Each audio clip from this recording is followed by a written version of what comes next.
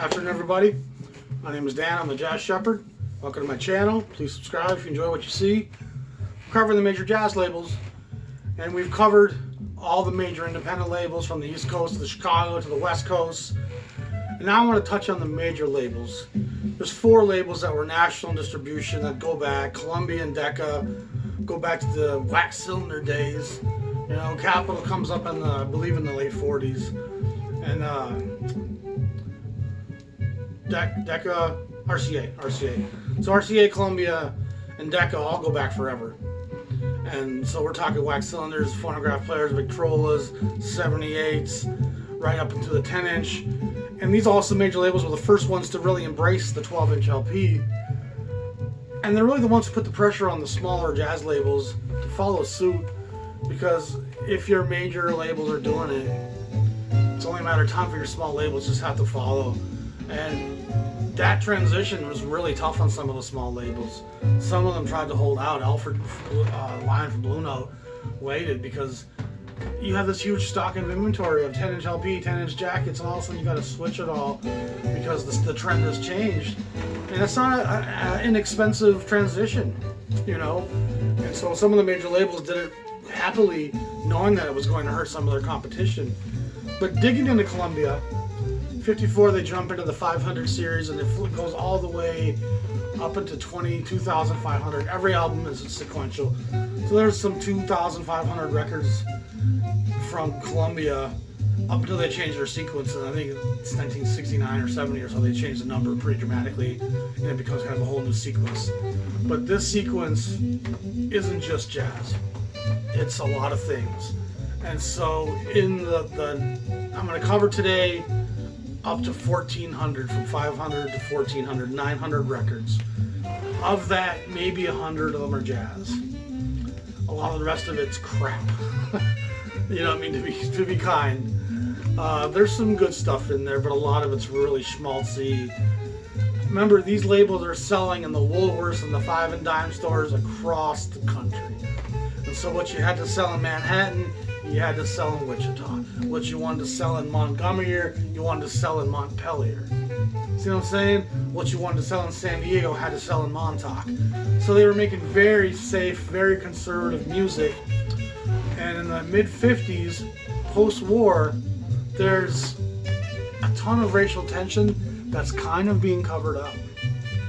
We don't want to talk about that. We want to talk about milkshakes, convertible Corvettes, the dawn of the Mustang, the film industry, and celebrating the new power of the American corporate industrial world. The whole idea of race still being a factor, we just wanted to forget about that. And so making music that was racially charged was very risky, and most of these major labels weren't going to touch it.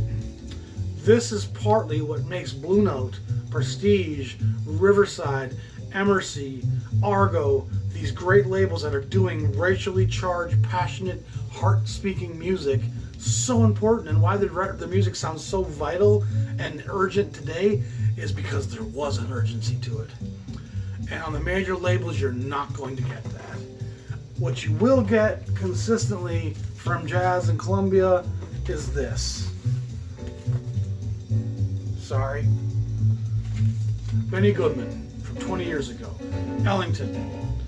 You know what I mean? This is the kind of jazz Columbia's going to show you. I'm going to kind of show you a chronology here. 558, there's an Ellington. I only have the jazz releases from this first 1,000 Columbias. Errol Garner. That's as black as you're going to get. Ellington has a ton of records on this first 1,000 Columbia records. Some of his stuff that's being recorded in that present time, but there's a lot of it that's being reissued from the 30s and 40s into the 12-inch format. So it's a real tough thing to wade through all that Ellington that's coming out. Capitol has Ellington, RCA has Ellington. The man's insane. Brubeck has 25 records, 30 records on Columbia, and at least 24 are in this first 1,000 records. I love Brubeck.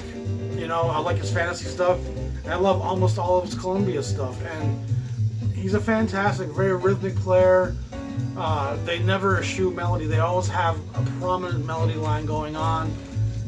You can't go wrong with anything old Six Eye Brubeck. You see it, grab it. It's always worth $20. You can probably find it for $8. This great trombone players, J.J. Johnson and Kai Winding, they made a lot of records together on a lot of different labels, Bethlehem, Savoy, Verve, but on Columbia they have a bunch. And this was the way they felt safest about introducing black music to whites, was with a white guy that people were already kind of comfortable with. Both of them are great players. J.J. Johnson's one of the great trombone players that people kind of forget about. He could play bebop on the trombone like few could. Teddy Wilson, of course, famous from Benny Goodman's band. Benny integrated the music in the 30s with Wilson and Lionel Hampton because they were both awesome players that were just mind-blowing. And so they have some records here as solo artists on Columbia. This becomes the new face of music, Sinatra. He's ubiquitous once we get into the 60s on Capitol and Reprise. In the 50s, he has a lot of stuff on Columbia before he goes to Capitol. Really early Goodman. And this actually is a weird little sequence. I'm not even sure where that comes in. It feels like it's from the early 50s, though. This is one of the first records. Well, actually not. This is where Columbia starts taking a chance in like 58, 59. This is one of those records that they made that was, again, Count Basie. It's great stuff, but it shows you where Columbia was willing to go. Tony Bennett, another Italian doing the crooner thing. Ellington and Newport, of course, famous for the Paul Gonsalves 16-chorus solo. Ellington's kind of come back into the limelight. A great record to have. This is one of my favorite records on Columbia. Absolutely. This was hard bop at its best. This was Columbia being a risk taker. This is far riskier than anything Miles ever does. You know, Miles on Columbia isn't risky. Kind of Blue isn't risky. The Gil Evans stuff isn't risky. Sketches of Spain, are you kidding me? That's not risky. That's a risky record. This is the Wu-Tang. This is putting something out there for the nation to see with Horace Silver, Doug Watkins, Hank Mobley, Art Blakey, Donald Byrd. That's huge heavy hitters, man. And this isn't some watered down, we're going to make the white people happy and dance music. This is, we're ready to go to war music. You know, I mean, that's kudos to Columbia. Because Capitol, RCA, Decca wouldn't touch that. And Columbia wouldn't have touched that 2 years ago. Earl Hines, Louis Armstrong, another guy that they feel the need to reissue throughout the 50s and 60s. And there's nothing wrong with old Ellington or Armstrong on Columbia. It's great stuff. But just recognize that this is where these major labels were. They're releasing music from 15 years ago because there's not a lot of risk in that anymore. It was risky when it came out, but it ain't risky anymore. This Michel Legrand record. He assembled some of the greatest musicians in the world to make this. Fantastic record, not that hard to find. He just passed away. I'm throwing this in because this Ray Conniff, I love the song, first of all. It's awful nice. But this is what Columbia was doing most of the time. Real poppy, real schmaltzy. We could dance to that at a Madison party in Wisconsin with our cheese malts. You know what I'm saying? It's Hal Holiday. Again, I think this is something that was recorded earlier. She has a lot of sessions that she recorded with Columbia in the 40s that they reissue. Bennett has a lot of records as well. Again, the Donald Byrd, Gigi Grice Jazz Lab. This is the other record they made on Columbia. This is one of a half dozen records that Columbia makes that's got some risk to it. Miles Head, I love this record. This is my favorite of the Gil Evans records. I certainly would take someday when my Prince comes and stuff with Coltrane over any of the Gil Evans stuff, but Drum Suite, not the riskiest as the Jazz Messenger stuff, but still it's got some risk to it. This jazz track is a collection of a 50s soundtrack out of France, Los Enchères La Chauffeur, the elevator something, the elevator ride up or something, I can't remember exactly what it translates to, but this is, I love side one of this, and I love side two of this. Side two has a couple of the coolest Miles things that you don't really think of as part of his canon as much.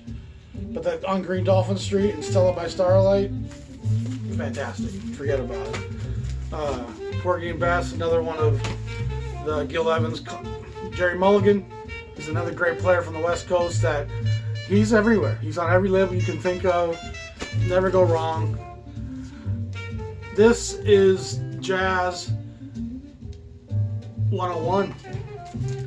And I know people will mock both these records, but they really shouldn't. These three records happened in '59 on Columbia, and they changed the face of not just jazz, they changed the face of music. There's a compositional quality with Mingus, there's a cool hipness with the Brubeck, and then there's this new mild sound of the modal playing that was just so smoothed out, so cool. And it's not a risky record in the sense of the protest of the hard bop, but Kinda Blue is a record that should be in every collection. And a lot of the people who've been listening to jazz for years no longer have time for it. Poo-poo on them. Kinda Blue is a fantastic record. Whether it's Wynton Kelly or Bill Evans, whether it's Cannonball, whether it's Coltrane. I can't get enough of Kinda Blue. I've been playing it at events and parties for 2 decades now. It has a swing and a feel and a chic and just enough edge to it that it's not weak, it's not watered down.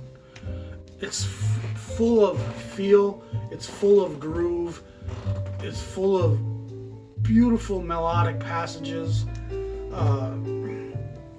I don't know why again, it's just something gets so old hat that people don't want to be associated with it anymore.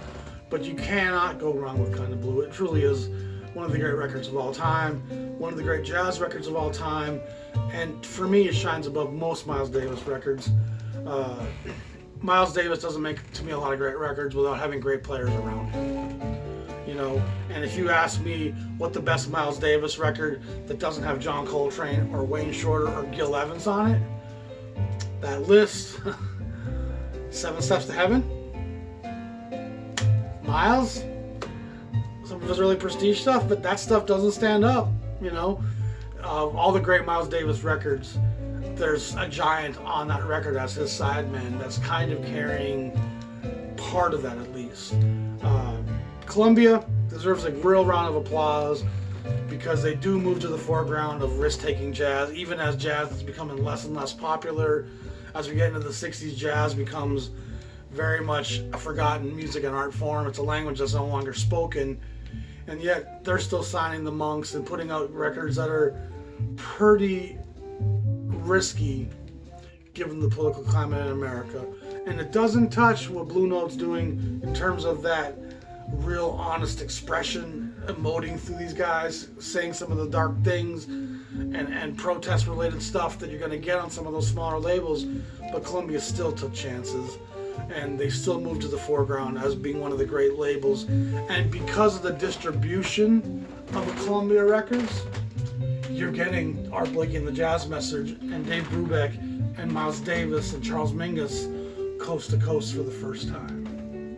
So a round of applause to Columbia, and a small hint of shame as well, because you know you were too cautious. You weren't willing to take a risk, and you released a lot of fluffy shit. You really did. You have a decade where 80% of what you put out is fluff, and you can't give it away. And the few records you made, Columbia, that had some risk to them, that's the most expensive records in your canon. Think about that. You can't give Rosemary Clooney records away. You can't give tons of that schlocky shit that you put out. It's in landfills, it's in record stores, and you flip through thousands of copies of them because nobody wants them. But the few records you made that were risky are priceless and some of the most valuable records you issued. And they were the ones you almost didn't even put out. That's race in America. That's money in America.